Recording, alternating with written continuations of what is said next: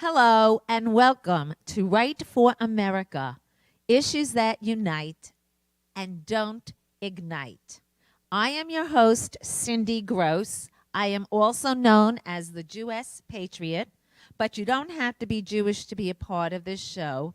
And as you see, we have expanded our media outlets to include the America First Warehouse, also known to many as the home of MAGA, the home of Trump supporters, the home of grassroots, where we also welcome everybody to our events and discussions. We are all in this together for America First. This is our first show on video. It's my first show on video. I'm super excited to be here, and I am very honored that Joe the Box and Teresa the Patriot and the incredible staff here have welcomed me with open arms. Many of you know that I have previously worked here as one of the co-creators of the MAGA fashion show that went international, and also for the Unsung Heroes October 7th Memorial. And you've seen me here at many parties, including the infamous debate between President Joe Biden and President-elect Donald J. Trump. A little bit about the show. It's going to be a little bit different than the radio show. And it's going to be, as you see on video, and we're going to ask in the future for your audience participation by reaching out with your questions and concerns to the America First Warehouse, and they will forward me your request so that we can include you, because there is no I in team, and I cannot be here without you. As many of you know, I open each and every show on air with my pearls of wisdom, because in Jewish my name is Zisel Perel, which means sweet pearl. And I really want to talk today about a very personal issue, something that is going to be the topic of our show the entire hour.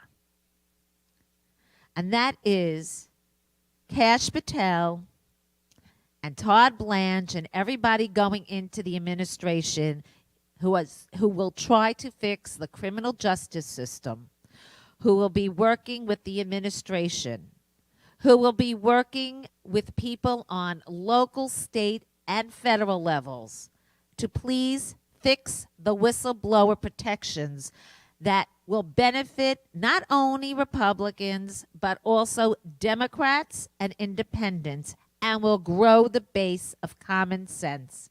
MAGA, making America great again. America great is for all of us. My personal journey begins with my own lawsuit. I was an award-winning teacher in a middle-class minority neighborhood. In fact, I was one of 4 teachers in the 3rd grade that produced test scores so high that the school was awarded $35,000. No, I didn't see a penny of it, but the school did.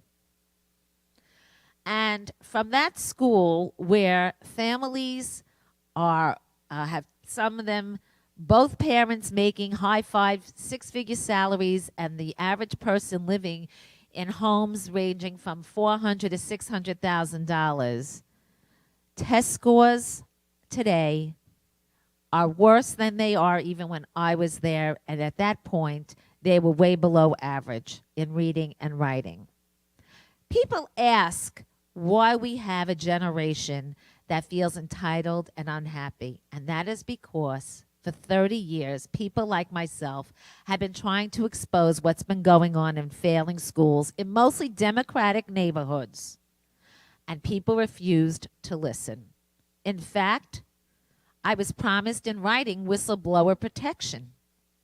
And despite all of that, I had to file a lawsuit. And the New York Post actually followed it in the court system from 2011. Well, it's now 2025, and my lawsuit is still in the beginning stages because we cannot get our discovery demands completed and our witness list fully supported by the court system. I'm not Donald Trump, and I don't have the money and the media with me. In fact, through the years, I've discussed my case with elected officials, people who you would think would support this. I've discussed this with people even in the right-wing media. You would think people would support this, but instead they ran away. All they are interested in, it seems, are the flavors of the month on Instagram that are newly founded on the college campuses. Perhaps if they listened to me 24 years ago, things would be different. Very different, in fact. Let me tell you something about the supervisors who ran the school, to the point that half the school no longer exists. A principal who pleaded guilty for fraud against another department another government department, and was able to retire with full benefits and a nice retirement package. An assistant principal who actually physically harmed me, that I had black and blue marks on my arms that students witnessed and complained about, and was promoted to principal to another school in the district. Of course, another school with below standards in math and reading and safety. Another assistant principal who it came out in testimony that she actually handed in paperwork to the, quote, education court system, what they call the arbitration system. And what happened? She admitted she falsified paperwork, and she was accused of choking a student where there were witnesses. And she also was able to retire with full benefits and a glowing record. Finally, the best one of all, an assistant principal who was sitting in our school as she was in her quote-unquote rubber room status because she was in 2 other schools. In one school, she was accused of being responsible for missing money, and for another school, she was the immediate supervisor of a teacher that was found guilty and went to jail for sexually harassing 3 second graders. These are the people who were my supervisors. When I saw things were going on in school, like violating contracts, violating state and federal laws regarding mandated reporting and bullying and mandated services, with no help from my teachers union, with no help from the mayor's office, they all went against me, and I have all the documentation. Practically 10,000 pages. So what did they do after the New York Post printed this? 6 months later, they filed a retaliation lawsuit, which is really illegal for whistleblowers. And that is why whistleblower protection is so important in 2025 for all of us, because you've seen it on both sides. Joining me now is somebody else who was and is a whistleblower who won't stay silent, even though, like myself, he has been the target for years of harassment and threats, and is considered somebody to be ignored. Sal Greco is an award-winning podcast host, and he worked for many years with the NYPD. And here you see him in a picture with his friend Roger Stone. Sal, I can't thank you enough for joining me on my first show, because I know how important it is for you to tell the stories, especially now, because so much emphasis is on MAGA supporters to support Eric Adams to become a Republican. And you have been at the forefront with your friends exposing evidence why MAGA should look for a solid Republican to run and back him with the help of the RNC, the Trump teams, the New York State GOP, and the city. Thank you so much for joining us. Oh, it's an honor to be. Can you hear me? I hear you a lot. Okay, so first of all, before we get into your story, because it's made so many headlines in New York and around the country the past 24 hours, I'm going to talk to you about 6%. And that was a poll that everybody picked up that started in Politico that Andrew Cuomo had 30% of the Democratic support to run for mayor, and Eric Adams had 6 in 5th place. But the funniest thing is, one of your dear friends, Curtis Leroy, who I was listening to on the way to this show, actually was exposing that there are questions about the validity of that survey, and that it could have been a bias paid for poll by one of the leaders of that winners of that race. So tell us why 6% really should be 0%. Yeah, Eric Adams. I don't know how anyone still supports him as far as New York State goes. I mean, he has levied this in pending future litigation enough that it's going to have a lasting effect. Lately, we have seen that in his own administration, his underlings are mired in sexual harassment, sexual misconduct lawsuits. We just learned last 24 hours that a judge, a New York State Supreme Court judge, issued a ruling stating that all these raids that were being done by Sheriff Miranda, Sheriff of New York State, and it's basically an administrative.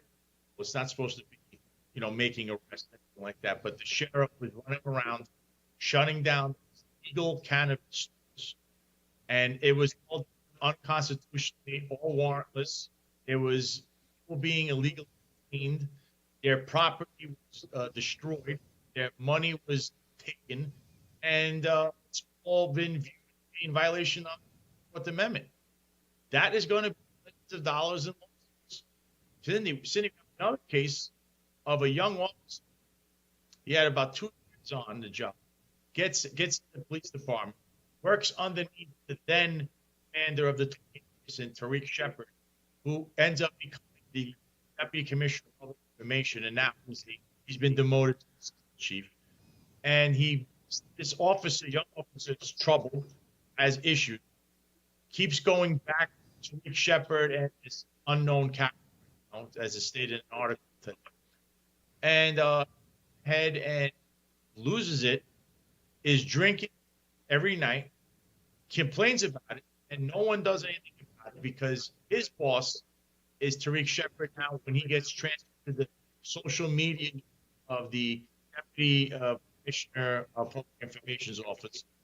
And he ends up shooting someone in New Jersey, leaves him as a quadriplegic, and goes home as if nothing ever happened.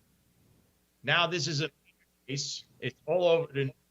And it's a complete failure by the New York City Police Department that I believe, and I think most people would agree, are full of low-acting individuals. This police officer should have never been not only in a social unit, but maybe should not have been a police officer. In the documents that he provided and is discussed in this article, that he spoke to a psychiatrist, and there's all sorts of issues, yet he was allowed to be a police officer. He was allowed to be on the street. So that's a failure by Tariq Shepard and by this captain, by the police department. Now that's going to cost the New York City taxpayer millions of dollars. The person is a quadriplegic.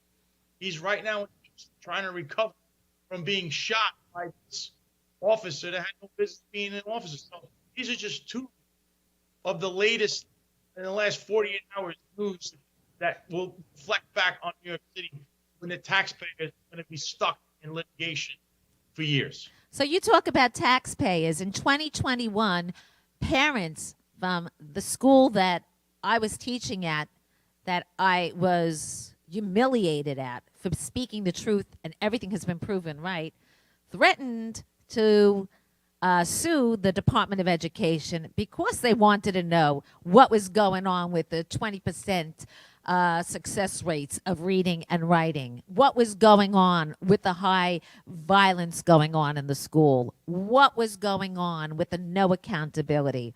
And somehow those Democrats who are the state senators and the city council people and the assembly, they all got to them and the parents got scared and it quieted down. But I'm going to tell you, we have in Washington now a Republican who ran to get the minority vote. We have a strong lead in the Senate. We have a smaller one in Congress, but we still have that lead. And we have a Supreme Court that supposedly believes in quality education. We have a person by the name of Linda McMahon, and I hope you're listening to this because this is going to help you tremendously. Yes, you were told to eliminate the Department of Education, but not everything is going to be eliminated 100%. Most of the public doesn't even understand that. Most of the public doesn't understand that some of the services of the Department of Education are still going to have to come out of other departments. One of them is termination hearings. There are millions of dollars around the country in lawsuits against departments of education, school districts, etc., that the federal department is going to have to be a part of. I will tell you that the same thing is happening with law enforcement. What is your advice to people besides going to your podcast and listening to it and reading all the documents you share on your social media? I would say New York City in particular is full of low information voters. Low information, when you vote on, you like this candidate because they sound funny, or you shop at the same store. That is not what you're supposed to look at. This is the effects of what a mayor or city council or state legislator, the effect they can have in your life is monumental, and it's a lot more than what a president can do and what federal level can have. So a lot of people in New York City, they listen to these other shows, let's say Charmaine the God, and Eric Adams, and he goes with his low information shtick. I hear it over and over again. He plays that his his mom, mommy this, mommy that. I was dyslexic growing up. I was troubled. All this stuff.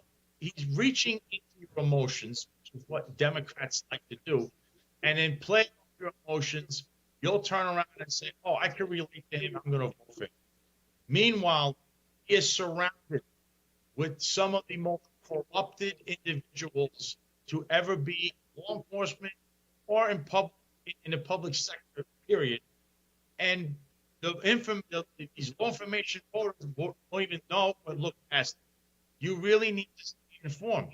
Whether you watch Cindy's show here, whether you watch my show, whether you start, the news sites like NYC or Gateway Pundit, you need to read up on what is really going on, the policy, really, who is paying for what, because that will really destroy the city.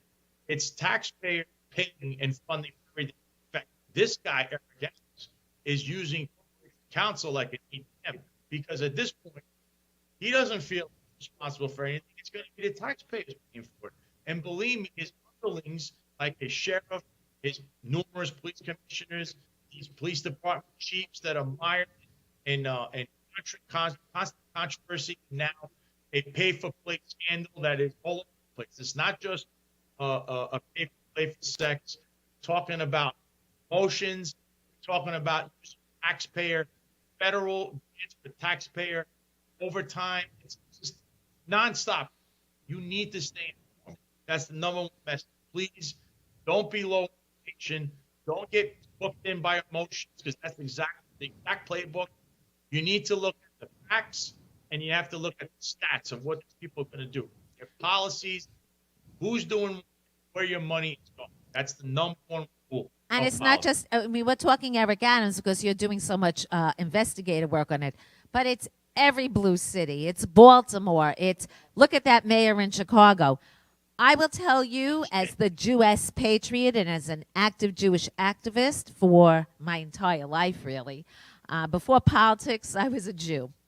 I will say to you, I want to know because he's courting so much the Jewish vote now and is begging for it, as he has in the past. I was honored in 2017. Figure out, 2017, I was honored with the Woman of Valor Award by the National Council of Young Israel. There were over 800 people there. And he went there asking for money and donations and votes to an affair years before it was even time for the race.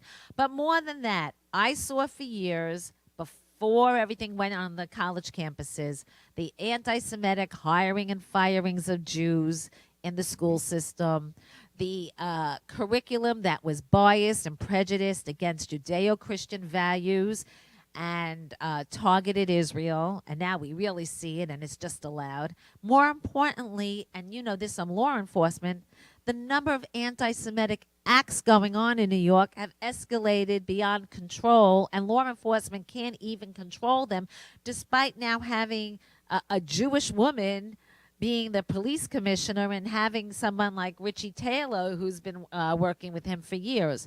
I don't understand how any Jew right now can vote for any of this and support it between the criminal activity that has been published publicly and so many people leaving the administration and the rise of anti-Semitism in every aspect of our lives. Well, I can tell you this. The nickname for Jessica Tisch is the billionaire pup. She just sits there and reads things as if she's reading a young, like a story time for kids.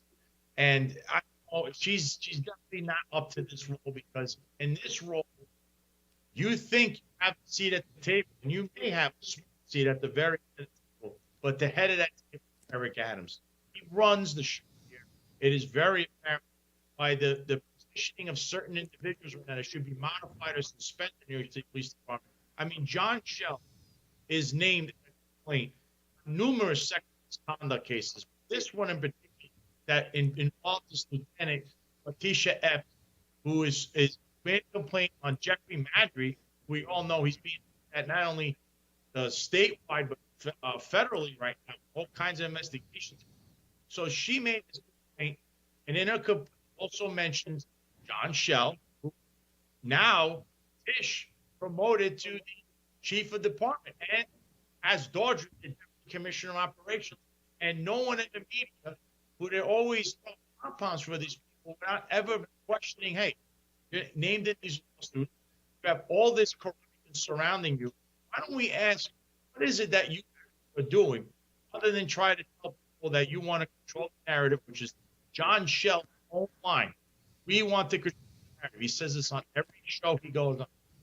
And Kaz, who has a big say in this because he's the one behind the scenes has the most part of Eric Adams' ear. So that's how the funding across all these projects you see the police department do is through Kaz Dordry. He's the brainchild. Even though he's more like a man, honest. But Tisch promoted John Shell, who's mired in controversy and also involved in the latest scandal. She also promoted the chief of patrol, which is Raul Rivera, was the chief of traffic. Now, Raul Rivera is a special case because, I was terminated from the New York City Police Department because they said that I associated someone who's reasonably believed to have engaged or likely to have engaged in activity, i.e. Roger Stone. They're calling him criminal and association because he was convicted and then pardoned for that bogus scene. But now Raul Rivera was seen numerous times pictured in this nightclub that I mentioned in the past that was owned by the police commissioner's brother, but managed, I believe, owned in reality by a mob and self-admitted criminal, Jimmy Rodriguez. He was once the owner of Jimmy's Bronx Cafe. I have mentioned numerous times. You could Google this and you will see a litany of things in association that would tell you no police officer would be surrounding themselves in this environment for this person. But Raul Rivera has and did. And he might be today, but that association would knock him off and say, you cannot be the chief of anything, let alone why do you still have a job? And Tish, on paper, Tish promoted him because in reality, she has very little say. It's all Eric Adams show until he's either removed uh, the city council or the governor. Until then, you stuck with Eric Adams in the show. So And the city those council, the Republicans, seem to want him because they're afraid. They're afraid to actually stand up for somebody. I am in the home of MAGA. Your friend Roger's been here. Mhm. Tom Holman considers this one of his homes. He's been here so many times. Cash Patel has been here. You look at the walls of how many people have been here. Monica Crowley, Greg Kelly. I mean, this is the home of real MAGA. These are the people that sleep, eat, drink Donald Trump. Why should they be convinced to support Eric Adams? I think they should for the hills.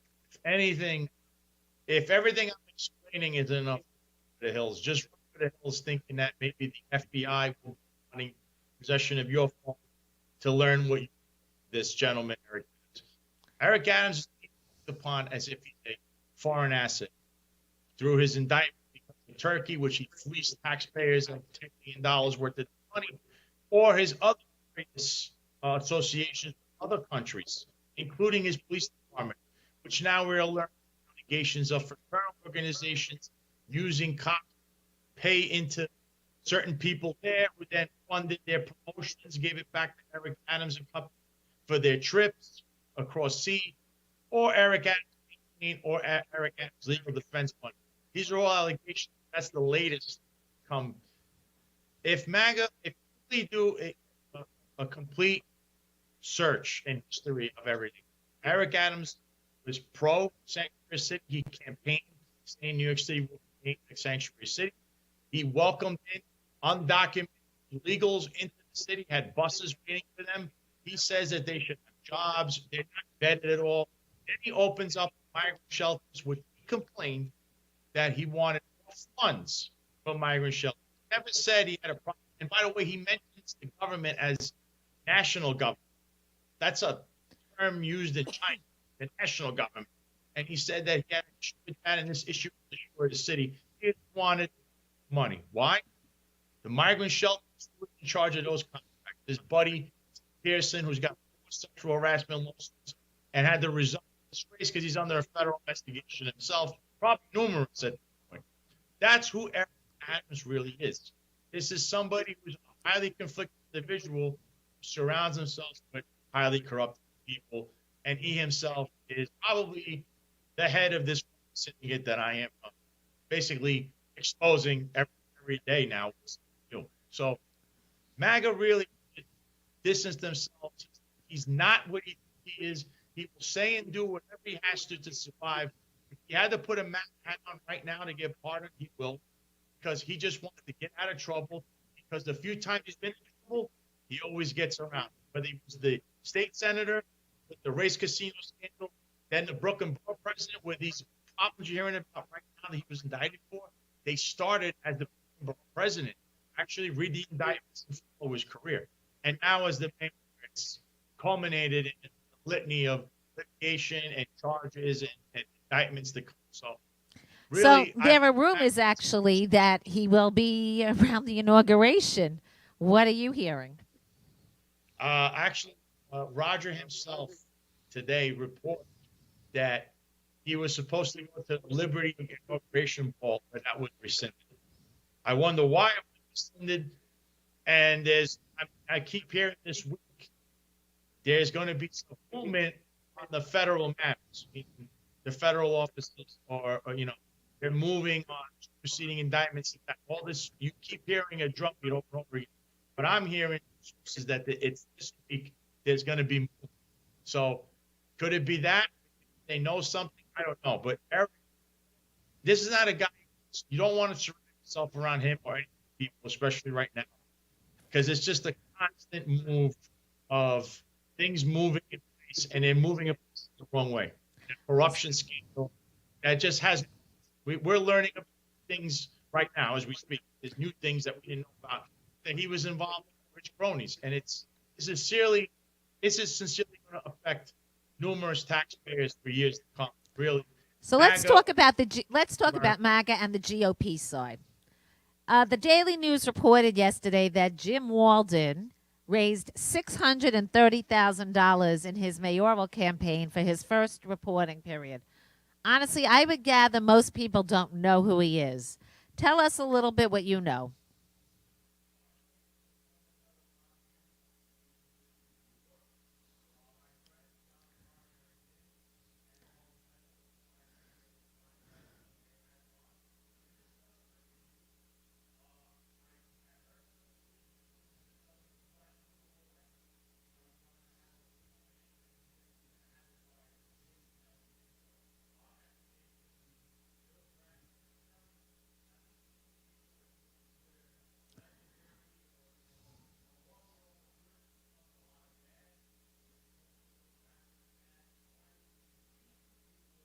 Tell you who to pick.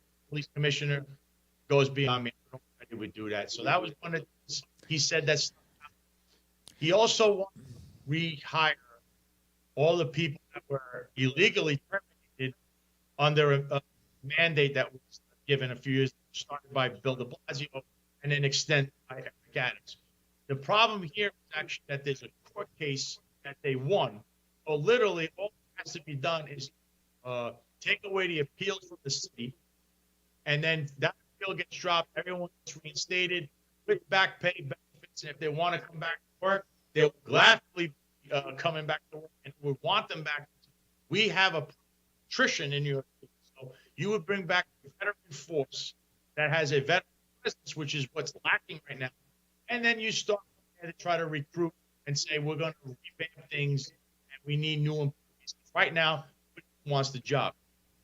Jim Walden started on that, gave it a lawyer response, and these are the things I saw. Also, nobody knows because he just got this race. I saw the donation was questionable. I'm like, it's almost like he came out of where were you for 8 years. Curtis Lee were and against Eric Adams, had a good showing for a Republican, and actually got other people elected to other offices. He has been fighting. I was just going to talk about Curtis because Curtis is somebody we all know. And of course, Right. now because of Eric Adams' busy, his laziness or whatever you want to call it, his preference of going to get his eyebrows done over really trying to fix the problems of the subway system. And really, very few people, yes, we know about the people that were burned. I am finding out from people on my inner circles and my investigative journalism how many acts of violence are not reported because they don't want it out, just how bad it is and how unsafe New York City is, and Brooklyn and Queens and Bronx with that as well. So Curtis is going back to the subways, but yet Curtis, for whatever reason, and I'm in the MAGA home, and of course a lot of the MAGA people will not support him because he doesn't really support, he has a love-hate relationship with Donald Trump. If he's going to get on it firmly, he'll have probably a better chance. But what is the story with Curtis? Curtis, he ran 8 years ago. Unfortunately, he really didn't get much help from the GOP, as you know. So he only got about 30, 32, 33%, I believe, of the vote, which was extremely high.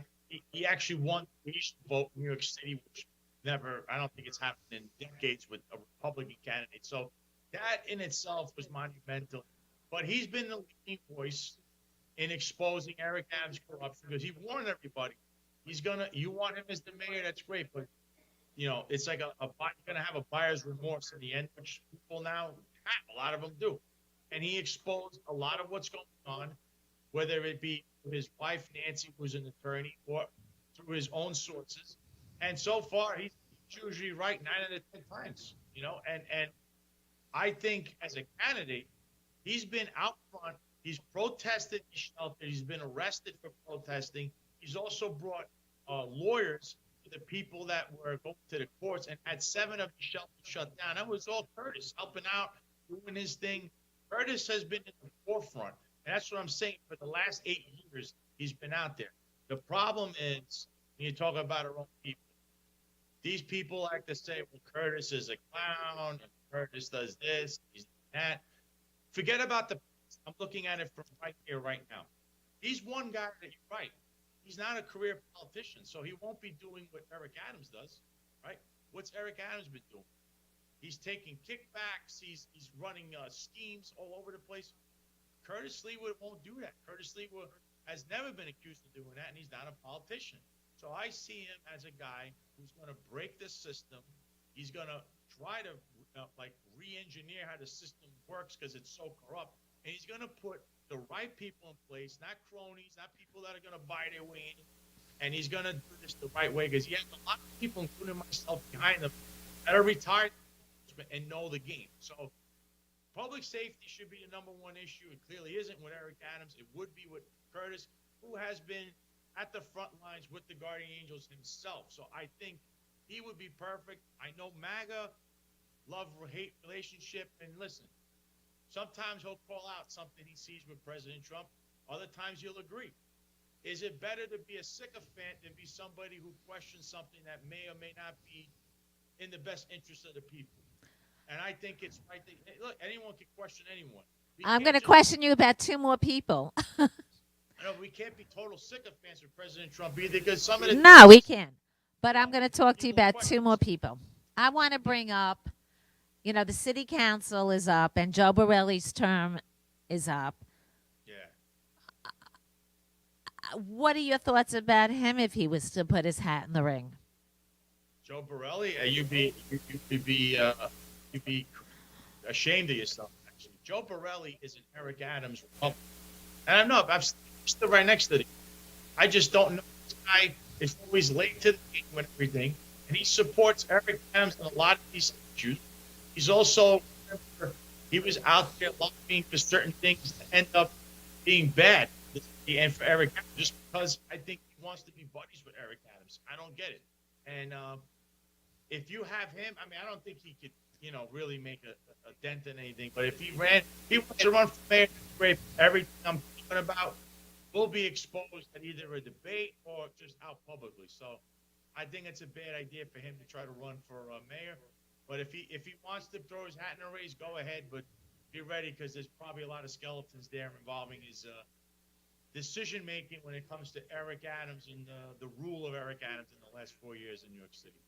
What about Andrew Giuliani? That name is synonymous with New York mayor, and it certainly is a name with Trump world.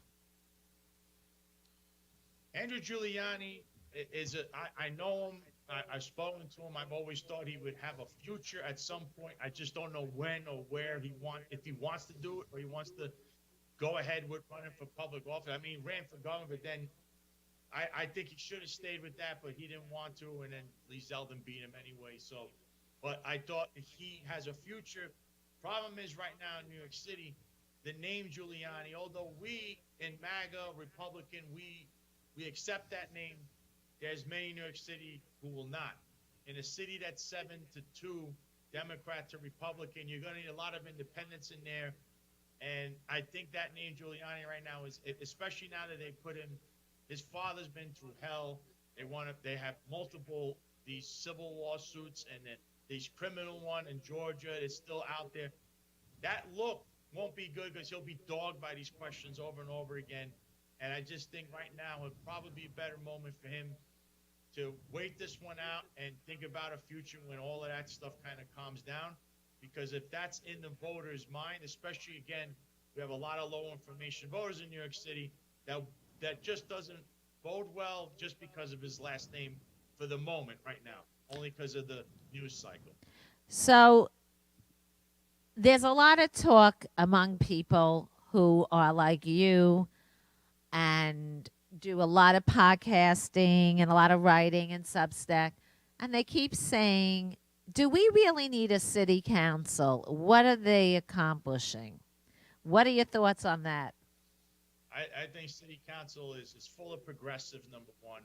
Number two, you have a lot of bark with no bite. I mean, they say they're going to hold people accountable. They have all these hearings. You find out that literally the New York City Police Department leadership, they lied to them. They perjured themselves. The first deputy commissioner perjured himself. The chief of the department, who's now under a federal, he's being looked at by the feds. He perjured himself. Yet Miranda, the sheriff, perjured himself. Then Lincoln Ressler, who's a progressive in there, he sounds like he's the left-wing version of Trey Gowdy, which was the right-wing version of what they do. All bark and no bite. And people want, number one, to see some kind of accountability. And city council, who themselves can't do it, because guess what? In the daytime, they act like they don't get along with you. And let's say they don't like Eric Adams, or they may not like what Eddie Caban was doing as a police commissioner. And then at night, they were hanging out at that now shuttered restaurant, Con Sofrito in the Bronx, with this guy, Jimmy Rodriguez, and the police commissioner's brother. And they were hanging out with every criminal known to man, and they had no problems over there partying and laughing it up with Carl Hasty and Letitia James and the Lieutenant Governor Delgado. They were all having fun there. But then in the daytime, they all don't get along. So I kind of see through the lines here that the whole thing is really corrupt if you really think about it. It's all an act. It's all a ruse, because they only love one thing: power, money, and, of course, the attention that comes with it. So you say that, and I'm thinking about, you just brought up the Attorney General, and Alvin Bragg's DA is also up. And I keep hearing names that none of us want. Some people who ran that no one wanted the first time, and they're coming in again as bench warmers, begging for money and making the calls. Why can't we get decent Republican candidates? Because I think that in the city alone, I don't think you really have a Manhattan GOP. I don't know if you have a New York State GOP, because a lot of these people are just happy to go along and get along, basically. I hear that there's a lot of deals behind closed doors. I mean, many people run unopposed. Look at the list. You'll see that the GOP doesn't even put up a candidate. They don't want to spend a dime. They don't want to do anything to try to at least make something competitive. Carl Hasty, in my opinion, one of the most epically corrupt politicians ever in New York State. Okay, this guy, another Concha Frito guy himself, and he's mired in controversy right now, along with Kathy Hochul for another scandal that they're involved in with the tickets and how they went to a football game and how he's lobbying people. So this man ran unopposed. He won the Bronx seat. It was a joke. I don't know how they could vote for this guy, but they did. And this is what I'm talking about with the GOP. Where is your competitiveness? Why don't you put a candidate out? Why don't you want to put any money out there? What about AOC was another race? You didn't put anyone up in the in a congressional race that maybe, just maybe, the people in that district are fed up between her. I mean, a Republican is a sitting councilwoman right now there. The same district that AOC is a congresswoman in. Someone who started with a big mouth for Donald Trump and suddenly went quiet. Exactly. Isn't that convenient? A lot of them do that in city council, if you haven't noticed. You don't really have, other than Joanne Ariola and Vicky Palladino, and I think Ariola is on the top, that she's really on the forefront defending these. Well, you picked someone I'm very close with, so you named the right name. Well, she is out there defending all these terminated employees over this mandate, which, by the way, we want to go back to Eric Adams.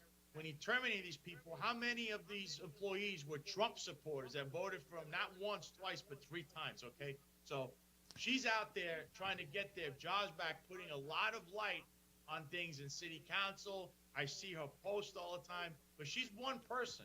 You need a cadre in this city council, and a lot. You couldn't pick a better name to name, but I will. Joanne Ariola, she's out there advocating and doing everything she can for these people. And she's up for re-election, and she has a fundraiser coming up that I'm going to be at. Before we go, and before I let you have your closing words, I looked very hard because on my Sunday show, I did a whole tribute to the people in California, and there's no words, and I can't relate to it other than I lost my house in Hurricane Sandy, but a hurricane is different than that. What has Eric Adams said or done about that? I can't find anything. He has no comment. In fact, I believe the fire department, the FDNY wanted to go over there and was rejected. Basically, they told him don't even bother. I haven't heard one peep out of him for California, and I feel for California because listen, I was there. I took a vacation there a long time ago when I was still a police officer. I love the area. I was in Redondo Beach. I went to Manhattan Beach. I went to Santa Monica. I went to L.A., which I kind of saw the beginnings of what ended up coming to New York City with all the homeless and vagrants running around. But that was like a system. It's designed to do that because that's what they want. They want a systematic fail of these big cities. So Los Angeles was part of that whole program they had. But California as a whole, it's a beautiful state. I mean, I've heard Roger tell stories of the days of Nixon and Reagan and how great it was, and it's completely the turnover there. The people is what changed, and Well, they they do it. just voted in Adam Schiff for Senate. I Karen Bass, people forget she was a congresswoman. She knows better than even Eric Adams how the federal government helps out with things like water and irrigation and infrastructure and fire and earthquakes. She was involved with it nationally. And yet these people voted in. I will tell you, I'm friends with many actresses out there. I spoke to one last night who is hosting, she's on a TV show, so I can't say her name. She is hosting 11 people who are the actors and actresses on the show and their families and pets in her house. And she could barely talk. She's like, I can't do enough. That's it. But Eric Adams is getting his eyebrows done, and he's partying, and he's getting ready. Sorry, and he's getting ready for award season. Well, your last thoughts on this, Sal Greco? You've been fantastic. I can't thank you enough. Everybody, tune in to Sal's show. He's going to tell you where to reach. But any final words you want to discuss? Well, I hope if this goes to anybody in Magaland or President Trump, please reconsider your thoughts on supporting Eric Adams or any talk of pardon. Just you can watch my own show. You need documents. I have them. The indictment itself is bad, and there's more coming, and it's not political. It's got nothing to do with politics, actually. It never It's should nothing. be. I tell you what, life is political, basically. A lot of stuff is political, but doesn't mean that there isn't a crime. Has a crime been committed? Yes. Fleecing taxpayers is a crime. Also, there's more to come because it's such an entangled web. I can't get into it in a 40-minute show, but it's like there's so much there that really You're going to come back as we get anybody all settled in, and we're going to talk about it more. Cindy, anyone with common sense here would say, I need to lay off this guy and let it play out. Let the court case play out. Let the jurors decide Correct. if Eric Adams is guilty or not. That's how I say it. Again, where can my audience find you, Sal Greco? Okay, so on X, it's at the Sal Greco. The same on Instagram at the Sal Greco. All of those on Truth Social at Head of the Table and YouTube, Rumble, any major podcast streaming platforms. It's the Sal Greco Show. Also, my friends Eric Dim, John Macari, Marlon Bethel, they're part of the Finest Unfiltered podcast. Please check that out. And there's even more stuff there, police oriented, and we're covering a lot about Eric Adams and this entire administration because we just don't want this. This is happening somewhere in a town near you. Just remember that. And we just want to make you well aware and get you out of that low information bubble into the information world. But you need to learn and read things and go, wait a minute, who exactly am I voting for? Who did I elect? Because, my God, this is a mess, and we don't want that. And I pray also, all those people in California, you're in my prayers. I went over there. I'm going to come back there one day. I love California, and you don't deserve this. Another mismanagement by the people in charge, particularly your mayor and governor there in Los Angeles and the governor of California. They're a disgrace. I can't thank you enough, Sal Greco. Happy and a healthy new year. Stay safe. And again, Cash Patel and anybody who's doing criminal justice reform, I don't want to hear another 3 years of Durham reports that turn into nothing and other reports. I want action. Donald Trump was voted in by the people. He got a record number of minority votes because of the high crime and failing schools. And you've got to protect whistleblowers like Sal and myself. Thank you so much for joining us. Thank you, Cindy. It's been my honor, and best in the future with the show. I'm sure it's going to be a big success. Thank you. And as we know, if you listen to the radio show, I close my show with Pearls of Wisdom. Today's show is going to be a little bit different but I'm going to give my Pearls of Wisdom, but then I'm going to have a very special guest sit right next to me, the person who created the America First warehouse, wherever he is. Come down, Joe the Box. But before Joe comes on, I do want to share with you some things going on in U.S. Patriot Land.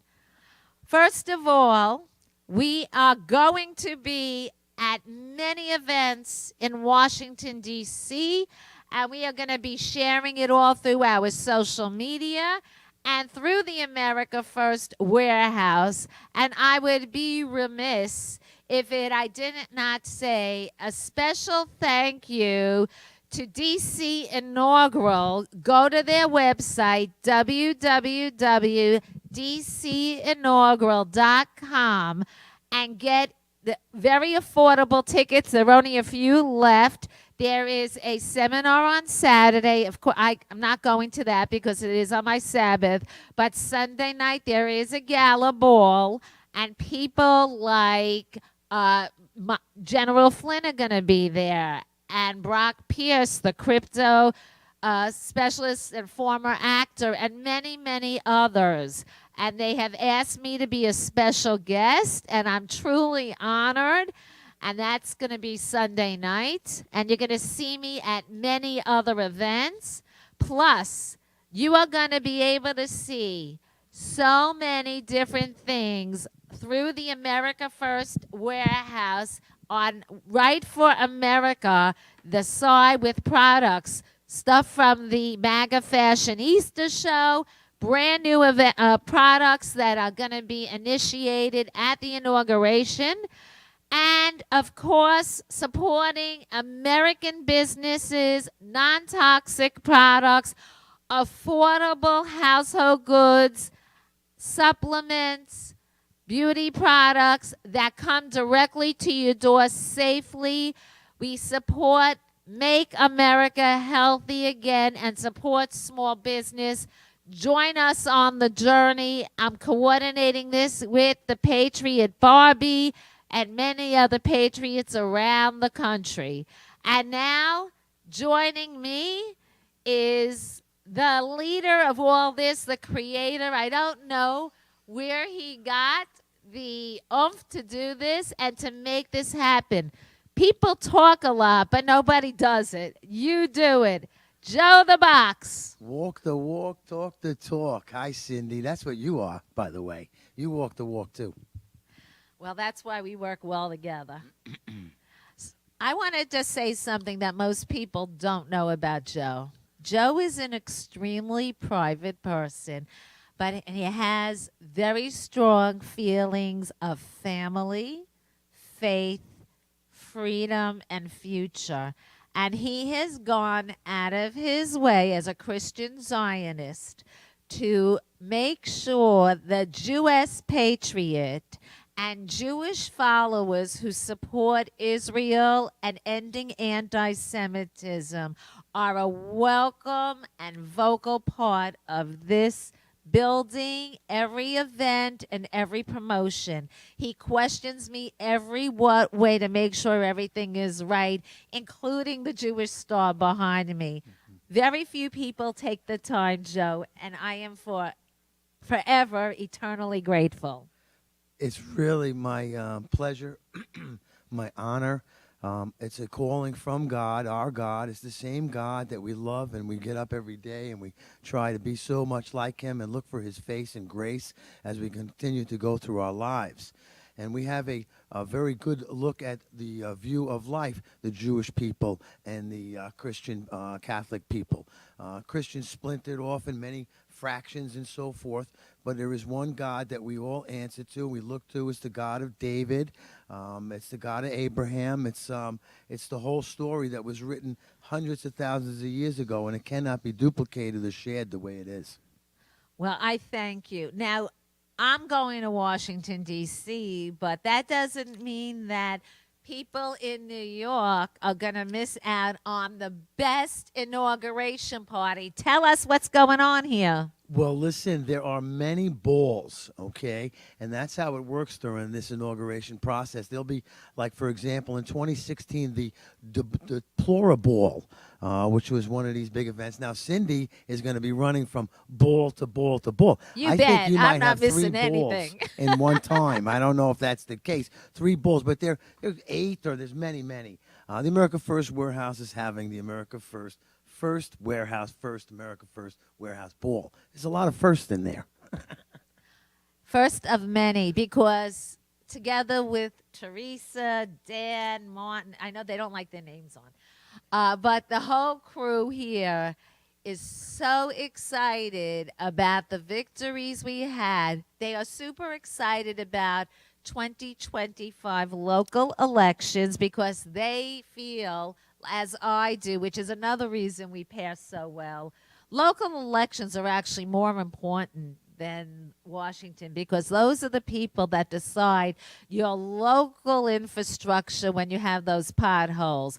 Those are the people that are your local taxes. Those are the people that you could actually pick up a phone and call and meet in person.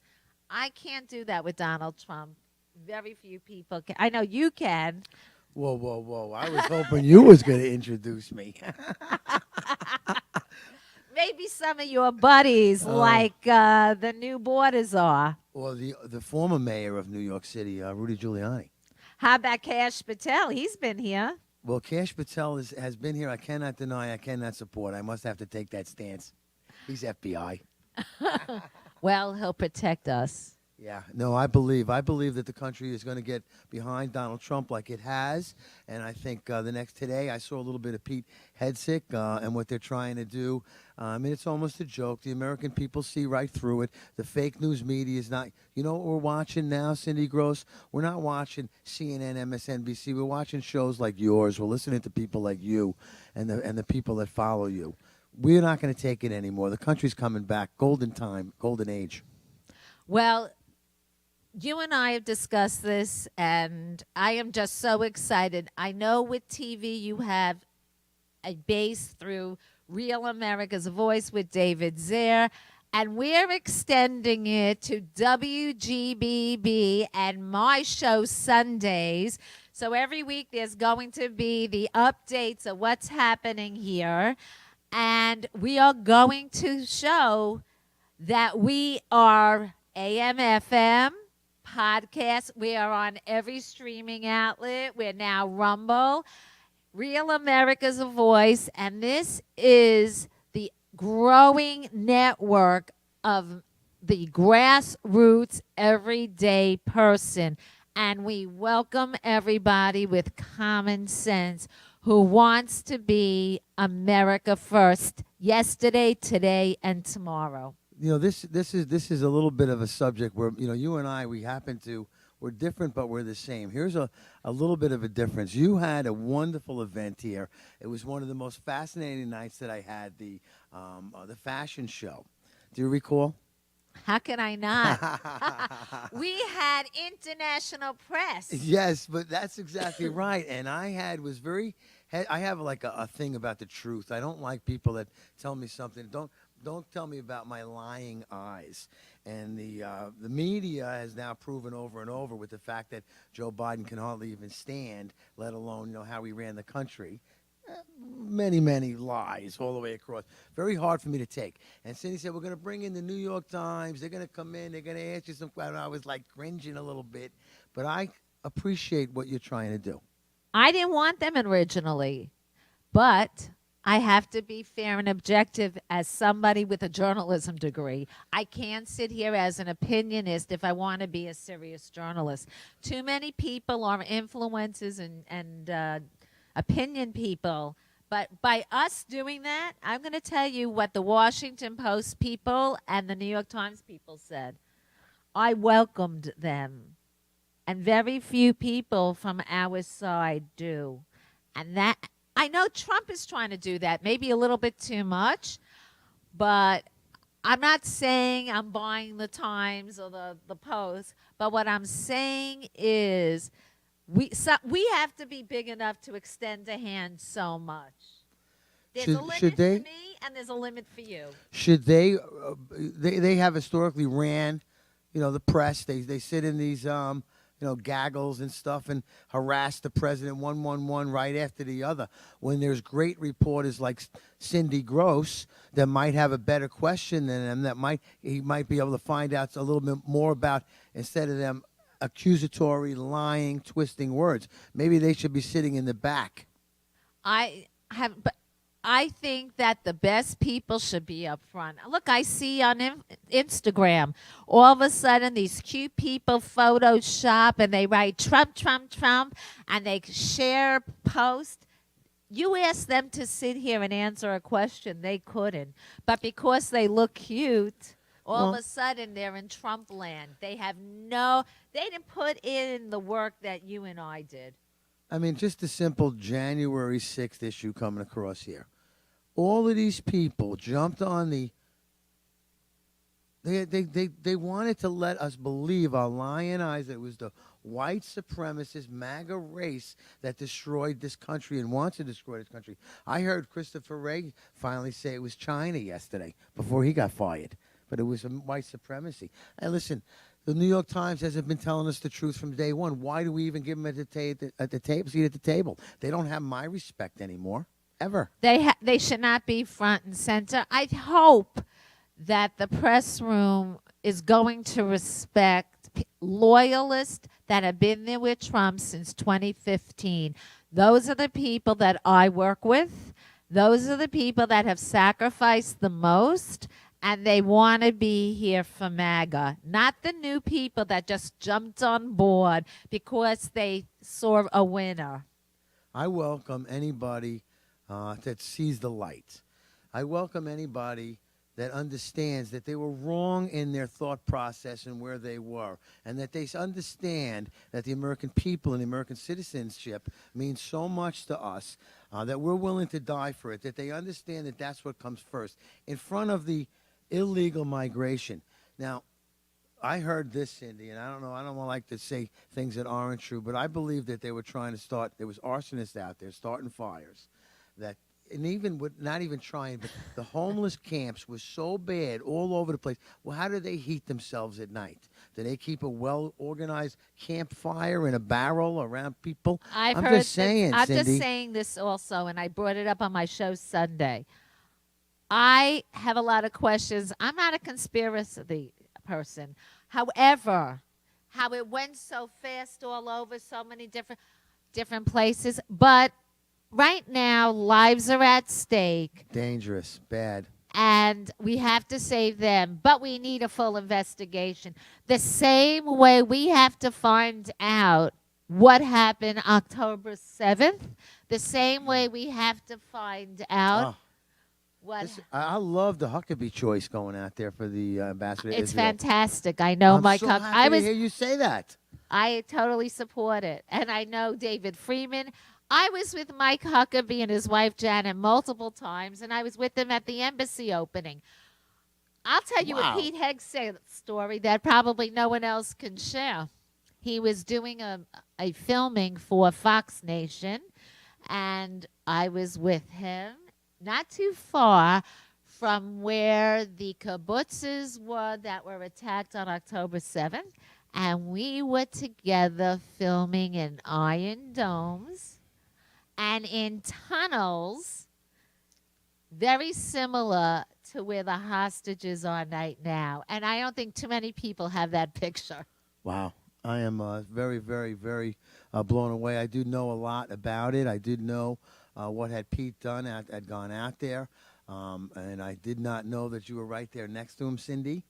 But I'm blown away that you were. And I am not really surprised after getting to know you so well. And not really surprised at seeing the work that you do for Israel and the Jewish community. I'm just so honored you're including me here. We're doing a lot of projects together. Your team and I are having a meet. Today it's just day one. It's our inauguration, and we're Yes. going to have a great 4 years. We're going to work really hard for 2026 because before you know it, we have to get that house, and we have to get the right person to continue what Donald Trump started. I was in Cleveland with him. I was at the first inauguration. I was at the White House when he signed executive orders. And I will tell you, he has energy that no one else has. He just has to make sure the people around him really follow the MAGA agenda and don't work for themselves, but work for the team. He is gathering one of the greatest teams that's coming forth. We are going to be part of truly a tremendous change in the way this is coming down. The America First Warehouse is very excited to be on the front lines. Be on the front lines with you, Cindy. Be on the front lines with the truth in entertainment, the truth in news. I mean, everything that was coming up. But you brought the last guest that you had, and this is important. New York City is only 1 year away for us to replace a mayor with a common sense mayor that might want to make decisions based on what we the people want. So what we're going to do on my show, you just gave me a great idea. We are inviting anybody who is a Republican candidate. All right, Curtis, this guy who just raised $600,000, anybody else who wants to. And we're going to have Meet the Candidates here, co-moderated by Joe the Box and Cindy Grosz. Well, I liked everything you said right until that first point because there's certainly a lot more professional people than me to be able to handle that. You are certainly one of them on the panel You'll for sit sure. here with me. I need your hand. I want to support. help you bring in Curtis Lewa. Maybe I'll put Rudy Giuliani next to you. He'd be a great asset to I help would us love with to the have him, memorial yeah. race Curtis, that's coming up. I honored Curtis several years ago, because Curtis has stood up. I mean, sometimes he says silly things, but overall, his actions standing with the Jewish people when there is an anti-Semitic act going back 30 Agreed. years ago is incredible.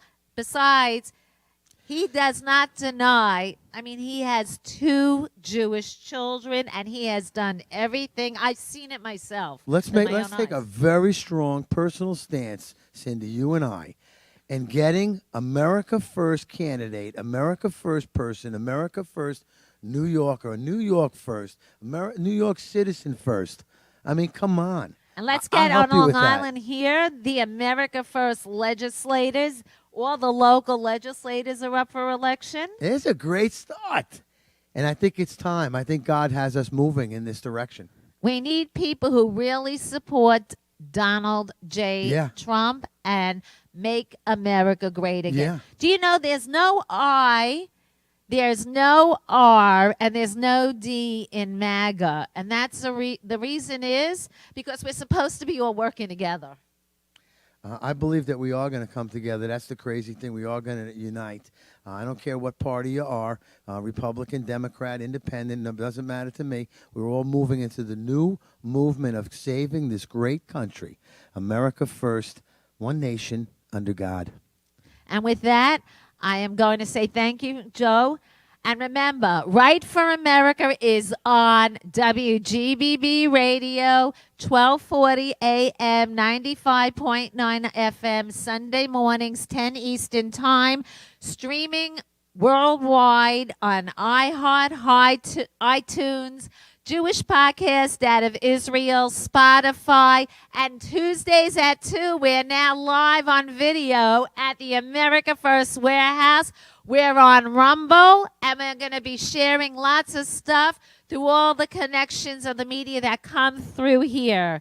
Thank you for joining us. Remember, I'm Cindy Grosz, the Jewess Patriot, but you don't have to be Jewish to be a part of this show.